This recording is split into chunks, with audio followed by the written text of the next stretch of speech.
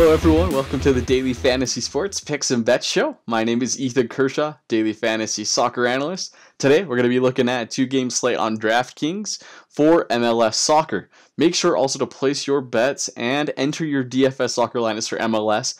I have noticed lately there's been a lot of availability in guaranteed contests where people haven't been entering, so go ahead and enter in those lineups, win some cash this weekend.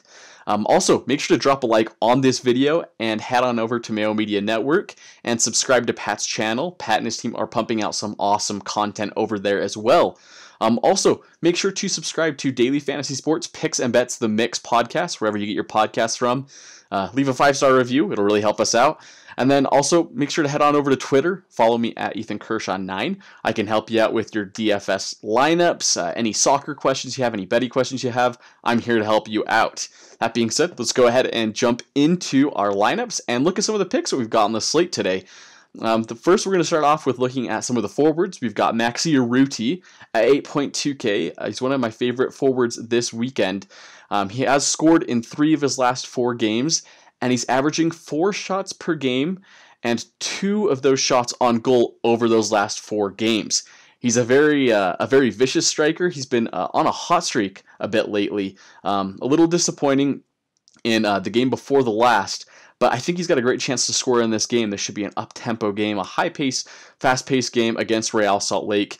Should be a couple goals scored. I think Maxi Urruti can get his name on the score sheet in this one, 8.2K. I think he returns fantastic value. Right alongside him, we've got Tyler Pasher at forward as well at 8K. Pasher last game played left midfield, had a really big effect in the game. Very, very good playing. He's also averaging almost 15 fantasy points per game in games that he has started this year. Also, in games that he has started this year, he averages 5 crosses per game. Just because of the ability that he has he usually plays on the left wing side of the field or sometimes the right wing side, but his ability to get crosses into the box really adds to his floor and adds to his value as a player. He's got a great chance to get an assist, maybe even to score in this game against Real. 8K. I'm going to go ahead and stack him along with Urruti up top in my lineups this week. If you're looking to kind of pay down a little bit, looking for maybe a cheaper option at forward, I've got a perfect guy for you. It's going to be Corey Burke at 7K for the Philadelphia Union. Like I had mentioned in my video a couple days ago, the Philadelphia Union love to switch up their strikers. I had touted Sergio Santos quite a bit, but Corey Burke had ended up starting this game. It's very possible that in this game the same thing could happen, that where I tout Corey Burke and then Sergio Santos ends up starting. Whichever one of those guys, they're a pretty cheap option up top for the Philadelphia Union, and they're always involved in the attack. So Corey Burke at 7K, pretty cheap price, and he's scored in half of the games that he has started this entire year. He also averages 2 shots and 1 on goal per games that he has started this year. So when he gets the start, he's pretty effective. He's got a pretty decent floor and an ability to give you a pretty good return at a cheap price at 7K. Go ahead and get him into your lineups. Looking at now the midfield players, this is really where I am focusing my lineups around. I know I say that a lot, but I really like to focus my lineups around midfielders because they are usually the ones who are involved with set pieces, with corners, and adding just a lot of value to the floor of your team. That's exactly what these next 3 players are going to provide for your team. First off, we've got Jamiro Montero at 8.8K for the Philadelphia Union. I really think the Philadelphia Union are going to have a really strong game here. And then Jamiro Montero actually scored in the last game. I feel like he's got quite a bit of confidence headed into this game. Also, he controls all the set pieces and the corners for the team, which really helps his crossing ability. He has also scored or assisted in 4 of the last 5 games, which just further increases his floor. Also, in those last 5 games that he has played, he's averaged over 2 shots assisted and over 5 crosses in those games, with over 2 fouls drawn in those games. Really a stat sheet stuffer here that we're dealing with. The ability to get the ball into the box on set pieces, to draw fouls, and then also to help set up other people for chances. Just culminates in a massive point value that you can really get from Jamiro Montero. I'm looking to centralize and focus my team around Montero this week, and he's going to be the cornerstone for everything that I'm doing in daily fantasy this weekend. Looking on to a slightly cheaper midfielder, same guy that I had talked about 3 days ago, didn't get the start unfortunately, but it's Alvaro Medran. And so for the Chicago Fire, I've noticed that they've kind of been swapping out some of their midfielders.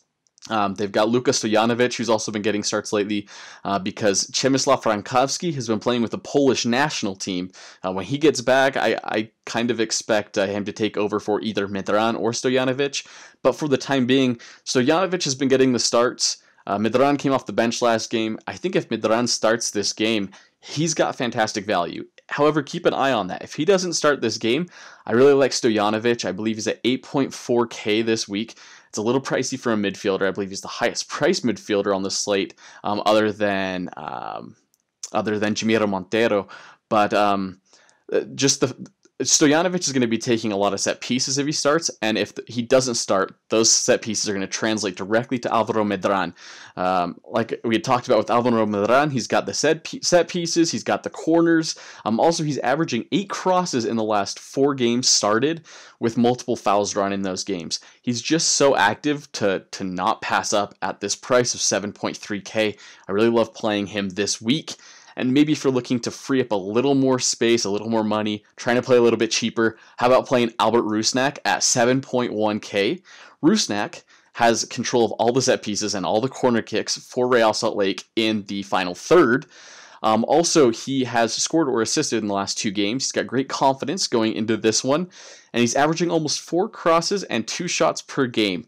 Just adds to a lot of value and a lot of different things that Rusnak can really do on the field. He's really the field general, if you would say, for Real Salt Lake.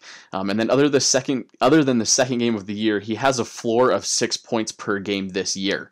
So very consistent, fantastic ability to score a lot of points for you in this game.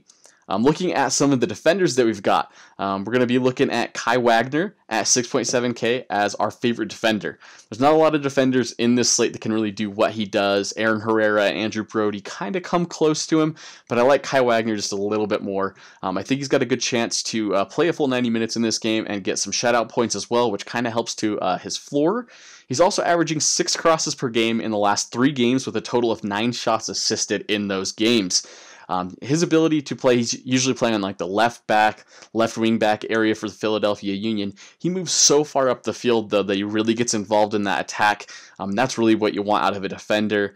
Fantastic chance to even get an assist at this point, especially in this game against the Chicago Fire. I think the Philadelphia Union will really control this one. Really like Kai Wagner, 6.7K. And then looking a little bit cheaper, kind of on a lower tier, we've got Olivier Mbaizo. Also for the Philadelphia Union, he starts on the other side, same situation. He's averaging 8 points per game this year, 8 fantasy points per game this year, that is, with a high of 11 fantasy points and a low of 6 fantasy points. So he's very, very consistent, really return value for you every single game, and he's averaging over 4 crosses per game this year. Really like him buys out 4.5K to just kind of fit into your lineup. And then if you're looking for someone who's really cheap, we're going to go ahead and just shoot for the moon with Zarek Valentin at 2.6K. He's very cheap, obviously, but he's been starting quite a bit lately, and he plays 90 minutes in the games that he's started, which is something you really want out of your defenders.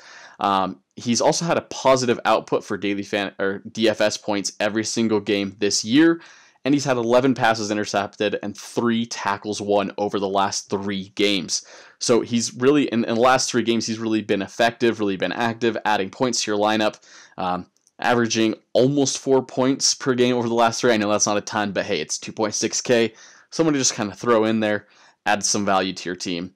And then the final player we're going to be looking at today on the slate is going to be the goalkeeper for the Philadelphia Union, Andre Blake, at 4.8K. I was kind of shocked when I saw this price, to be honest. He's my favorite goalkeeper on the slate by far.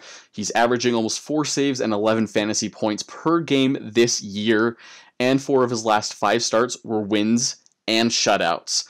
I'm not really sure why he's priced so cheaply, but in a fantastic matchup against the Chicago Fire, who, to be honest, cannot score a goal to save their lives, I love him in this game. Looking at some of the bets that we're going to be taking this weekend, I've got some fantastic bets for you and some fantastic reasons to back them up as well. First of all, Real Salt Lake and Houston. So both teams to score is actually at -155, which obviously isn't great value, but both teams to score and a tie game is at plus 330. Go ahead and take that bet because Real Salt Lake have tied 3 of their last 5 games, and Houston have tied their last 2 games that they have played. In 4 of those 5 tied games combined, goals were scored for both sides in all 4 of the 5. I just think there's going to be a lot of goals in this game. It's probably going to end in a draw, maybe 1-1, maybe 2-2. Both teams can score. Both teams have shown they can score and also tied games. And so I think that's going to happen in this game. Go ahead and take that bet, plus 330. Pretty good value. Also, my favorite bet on this slate that I was able to find, which I think it's got to be near a lock for this one, honestly. Philadelphia Union to win to nil is plus 410. I think that is fantastic, amazing value. Please, please, please put bets in on that number. Philadelphia have won 4 of their last 5 games, and all of those 4 wins were shutouts. On the other end, Chicago has lost 6 of their last 7, and in all 6 of those losses, they were shut out. They did not score a goal. 6 of their last 7 games, they have not scored. I think that trend continues. Go ahead and place that bet, plus 410. Return fantastic value for you.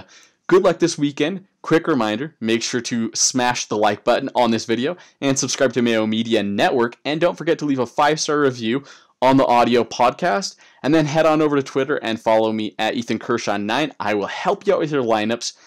Good luck this week. I hope you all win lots and lots of money. And I will talk to you later. See ya.